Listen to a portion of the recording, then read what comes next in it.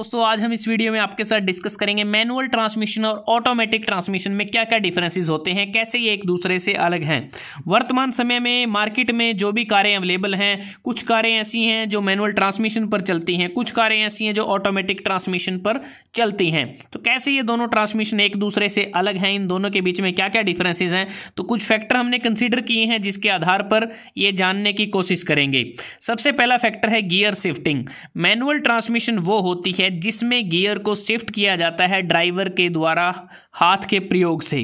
जो ट्रांसमिशन है बेसिकली क्या होती है, ट्रांसमिशन में हम जो इंजन पावर है उसको हम जो गाड़ी के व्हील्स हैं वहां तक लेकर जाते हैं गियर बॉक्स के माध्यम से।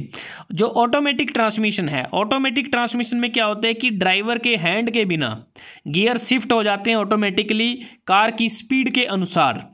और जो ऑटोमेटिक ट्रांसमिशन है इसके और भी वर्जन होते हैं, जैसे CVT, DCT, AMT। CVT मतलब कि continuously variable transmission, DCT dual clutch transmission और AMT automated manual transmission. Automated manual transmission का ज़्यादा इस्तेमाल किया जाता है क्योंकि इस केस में जो गाड़ी है अगर हम चाहे मैनुअल ट्रांसमिशन में भी ला सकते हैं और ऑटोमेटिक ट्रांसमिशन, दोनों का इस्तेमाल किया जा सकता है। उसके बाद बात आती है डिज़ाइन की। जो मैनुअल ट्रांसमिशन होता है इसका डिज़ाइन सिंपल होता है, कम कॉम्प्लेक्स होता है, लेकिन जो ऑटोमेटिक ट्रांसमिशन का केस है इसमें जो डिज़ाइन होता है वो ज़्यादा कॉम्प्लेक्स होता है, ज़्यादा नंबर ऑफ कंपोनेंट इसमें इस्तेमाल किए जाते हैं, टॉर्क कन्वर्टर का इसमें इस्तेमाल किया जाता है। ड्राइवर स्किल की बात करें, मैनुअल ट्रांसमिशन की जो गाड़ी है उसको चलाने के लिए ज़्यादा ड्राइविंग स्किल की आवश्यकता होती है, इसको चलाना इतना आसान नहीं होता। हाई स्किल ड्राइवर हमें चाहिए और इसको सीखने में भी ज़्यादा समय लगता है ड्राइवर को। लेकिन जो ऑटोमेटिक ट्रांसमिशन है इसमें कम स्किल चाहिए ड्राइवर को, बड़ी आसानी से इसको चला सकता है और इसको सीखने में भी कम समय लगता है। ड्राइवर अटेंशन की बात करते हैं। मैनुअल ट्रांसमिशन के केस में ड्राइवर को ज़्यादा अटेंशन देने की आवश्यकता होती है क्योंकि बार बार गियर को शिफ्ट करना पड़ता है अपने हाथ के द्वारा। लेकिन जो ऑटोमेटिक ट्रांसमिशन है इसमें ड्राइवर की जो अटेंशन है कम चाहिए क्योंकि इसमें ड्राइवर एक हाथ से जो गियर को शिफ्ट नहीं करता, स्पीड ऑफ कार के अनुसार ही जो गियर हैं वो शिफ्ट हो जाते हैं। Number of paddles.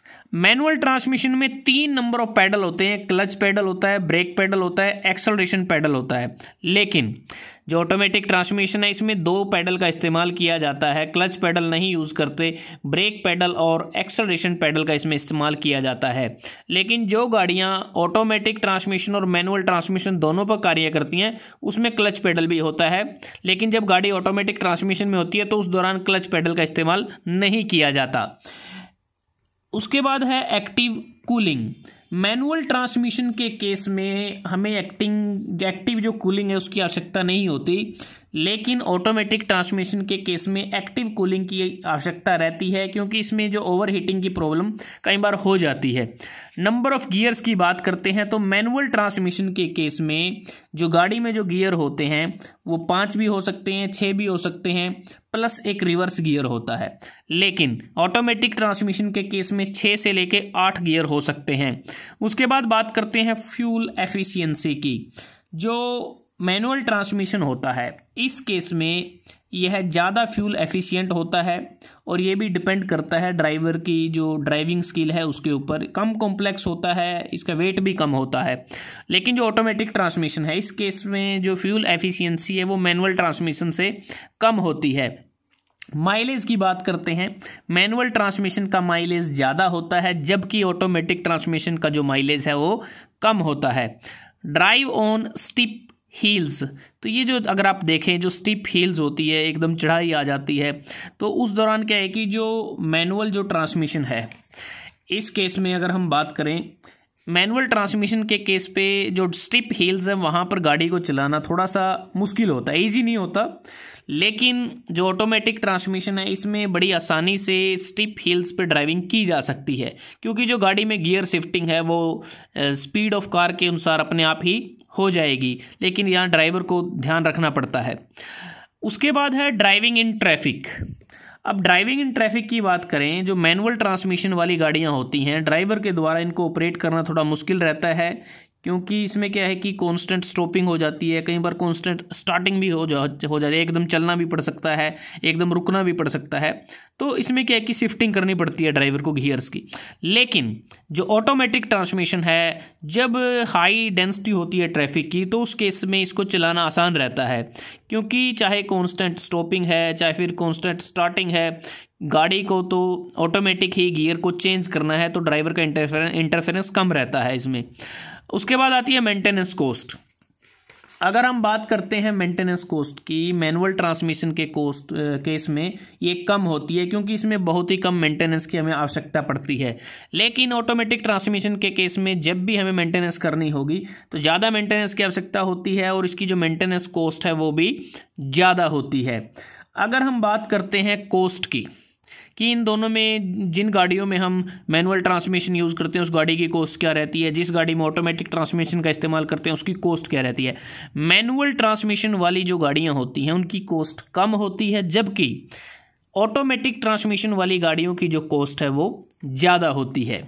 उसके बाद रीसेल वैल्यू की अगर हम बात करें, जो रीसेल वैल्यू होती है मैनुअल ट्रांसमिशन की कम होती है, रीसेल वैल्यू ऑटोमेटिक ट्रांसमिशन की ज़्यादा होती है। उसके बाद पॉपुलैरिटी की अगर हम बात कर लेते हैं, जो मैनुअल ट्रांसमिशन की गाड़ियां हैं वो शहरी और ग्रामीण क्षेत्र दोनों में इनकी पॉपुलैरिटी है, लेकिन जो ऑटोमेटिक ट्रांसमिशन है इसकी जो ज़्यादा पॉपुलैरिटी है वो अर्बन एरियाज़ में है, शहरी क्षेत्रों में इसकी ज़्यादा पॉपुलैरिटी है। उसके बाद अगर हम बात करते हैं जो मैनुअल ट्रांसमिशन वाली गाड़ियां कौन सी हैं, उनके कुछ एग्जांपल अगर हम देखें, और ऑटोमेटिक ट्रांसमिशन वाली गाड़ियां कौन सी हैं उनके कुछ एग्जांपल की अगर हम बात करें।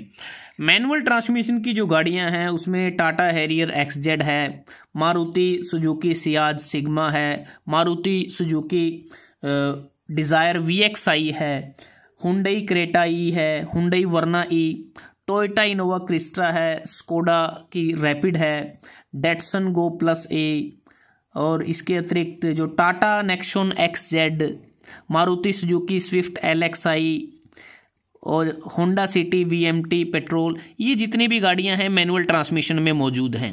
अगर हम बात करें ऑटोमेटिक ट्रांसमिशन की कुछ गाड़ियों की, जैसे जीप रेंगलर है, मर्सिडीज बेंज C क्लास है, Toyota Fortuner, Volkswagen Polo, Hyundai Verna, Toyota Urban Cruiser, BMW 3 series, Tata Nexon EV, तो ये कुछ गाड़ियां हैं जो हम बात करते हैं ऑटोमेटिक ट्रांसमिशन की हैं। इसके अतिरिक्त एक फैक्टर जैसे हम बात करें जो मैनुअल रिस्ट्रिक्टिव की बात करते हैं, मतलब कि जब भी गाड़ी को ऐसा माना जाता है कि जो सेफ़ ड्राइविंग होती है, जब हमारा जो व्हील होता है, जो स्टीयरिंग व्हील है, तो उस पर क्या है कि दोनों हाथ होने चाहिए। लेकिन ये जो पॉसिबिलिटी है मैनुअल ट्रांसमिशन के कम रहती है, क्योंकि इस दौरान एक जो हैंड होता है ड्राइवर का वो गियर शिफ्टिंग में बिजी रहता है। लेकिन ऑटोमेटिक ट्रांसमिशन के केस में हमारे व्हील्स के ऊपर दोनों हैंड रहते हैं ड्राइवर के, तो इसमें ये पॉसिबिलिटी रहती है। तो एक प्रकार से हम कह सकते हैं जो मैनुअल रिस्ट्रिक्टिव है वो कम है ऑटोमेटिक ट्रांसमिशन में। तो दोस्तों आज हमने इस वीडियो में आपके साथ डिस्कस किया मैनुअल ट्रांसमिशन और ऑटोमेटिक ट्रांसमिशन में क्या क्या डिफरेंस हैं, किन किन गाड़ियों में इसका इस्तेमाल किया जाता है और कैसे ये एक दूसरे से अलग हैं। अगर आपको ये वीडियो अच्छा लगा आप इसको लाइक कर सकते हैं, शेयर कर सकते हैं अपने दोस्तों के साथ, स्टूडेंट्स के साथ।